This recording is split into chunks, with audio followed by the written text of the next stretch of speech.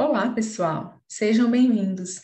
Vamos dar continuidade à abertura dos epóxidos, agora catalisada por base ou na presença de um nucleófilo forte. Muito bem, nós temos aqui o mecanismo, né? O nucleófilo forte, a espécie com carga negativa e apresenta um par de elétrons livres. Então, esse nucleófilo vai atacar o carbono menos impedido, né? Nós temos aqui esse epóxido assimétrico, então veja que esse aqui é mais impedido do que esse, ok? E aí essa ligação se desfaz, o par de elétrons se deslocando para o oxigênio, ele adquire a carga negativa, né? Então nós temos aqui o oxigênio, né? Que se ligou ao carbono. E aí, o oxigênio negativo vai capturar o hidrogênio, aqui no caso pode ser um álcool, uma molécula de água, né? E aí, a formação do produto final, ok? Então, é um mecanismo bem simples, né? O importante aqui a gente observar é a regioquímica, né?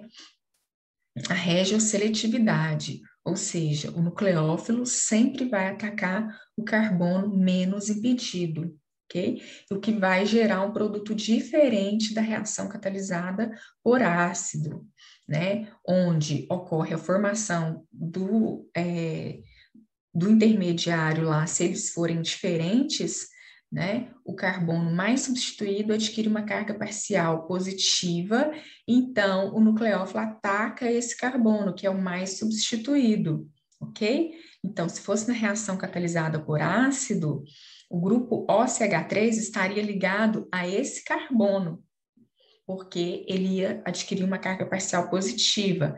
No entanto, no mecanismo catalisado por base, aqui na presença do nucleófilo forte, esse oxigênio, como ele ataca diretamente o intermediário, não tem a primeira etapa, né, de protonação do oxigênio, esse ataque direto, ele vai no carbono menos impedido, ok? Então, tem que prestar bastante atenção na regioseletividade dessas duas reações, que é diferente, né? Muito bem, vamos ver mais alguns exemplos. Nós temos aqui o epóxido, né? Veja também que ele é assimétrico. Então, nesse caso aqui, o nucleófilo é a hidroxila, né? Que vai atacar aqui o carbono menos impedido, CH2, e na sequência vai haver a protonação desse oxigênio e formação do produto final. Aqui também, olha, nós temos aqui um CH3, hidrogênio, e aqui dois hidrogênios. Então, esse carbono é o menos impedido. Então, esse grupo, né, ele vai atacar o nucleófilo, vai atacar o menos impedido, e a protonação aqui leva ao produto final. Muito bem, pessoal. Os epóxidos são reagentes sinteticamente úteis, né, porque eles podem levar a uma série de produtos, dependendo do nucleófilo a ser utilizado, né? Nós já falamos aqui dois exemplos, né? Na presença de nucleófilo OR, por exemplo, OCH3, OCH2CH3, né? E também na presença da própria hidroxila, né? Uma alcoxila ou uma hidroxila, né? Então, vai gerar dois produtos diferentes. Mas uma ferramenta sintética importante, né, para a construção de ligações carbono-carbono a partir de um epóxido é quando a gente usa o reagente de Grignard como nucleófilo, gente, viu? Então, vou mostrar aqui para vocês como é sintetizado um reagente de Grignard. Muito bem, nós temos aqui um haleto de alquila, tá? Na presença de magnésio e um solvente, pode ser o éter etílico. Então, vai acontecer a inserção do magnésio na ligação carbono-bromo, certo? A gente fala que é uma inserção oxidativa, porque o magnésio que estava com carga, estava neutro, né? Número de oxidação zero, ele adquire uma carga 2+. Ou seja, ele doa um elétron para o carbono e um elétron para o bromo. Então, aqui, houve a formação de um carbânion. A gente está acostumado a observar, né, os carbocátions, que é o carbono com carga positiva. Veja que aqui houve a formação de um carbânio, um carbono com carga negativa. Então, ele é um nucleófilo muito forte, tá? Então, aqui nesse caso, ele é chamado um reagente de Grignard, que é o carbono ligado ao metal e, aqui no caso, ao bromo, tá certo?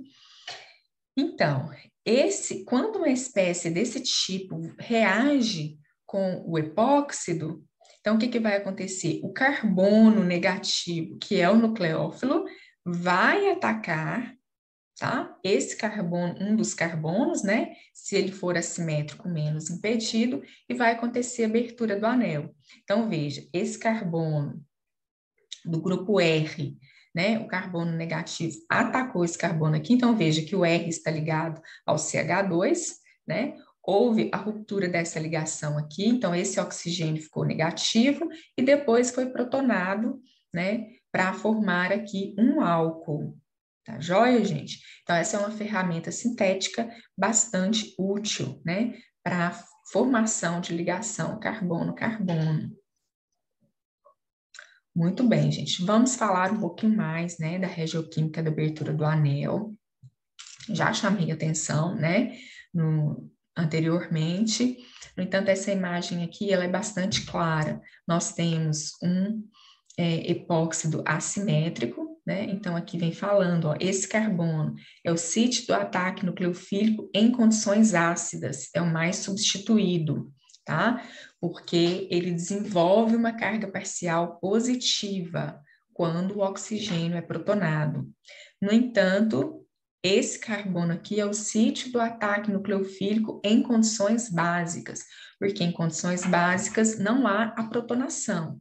O nucleófilo, que traz a carga negativa, ataca diretamente o menos impedido, ok? Bom, aqui a gente tem um exemplo, né, comparando as duas reações. Então, aqui no centro nós temos o epóxido assimétrico.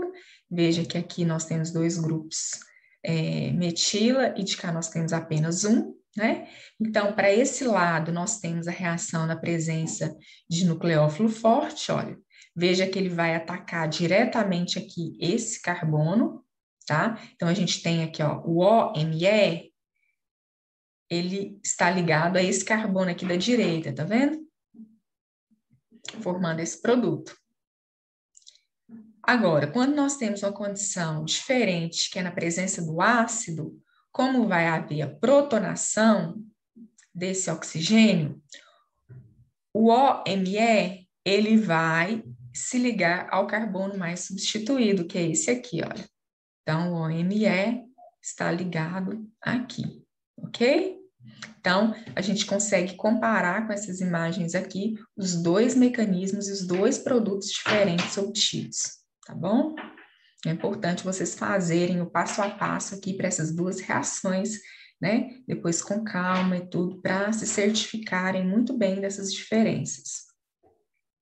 Então, aqui nós temos, gente, um resumo dos diferentes produtos que podem ser obtidos, né, nessas duas condições. Então, na presença de um nucleófilo forte, né, então nós temos aqui, veja, a espécie que é o nucleófilo, né, que traz a carga negativa. Então, aqui a gente tem o sódio, uma ligação iônica entre sódio e oxigênio. Então, o sódio positivo é o oxigênio negativo. Então, esse oxigênio aqui negativo aqui é o nucleófilo, correto? Então, nós temos aqui a inserção do OR na molécula.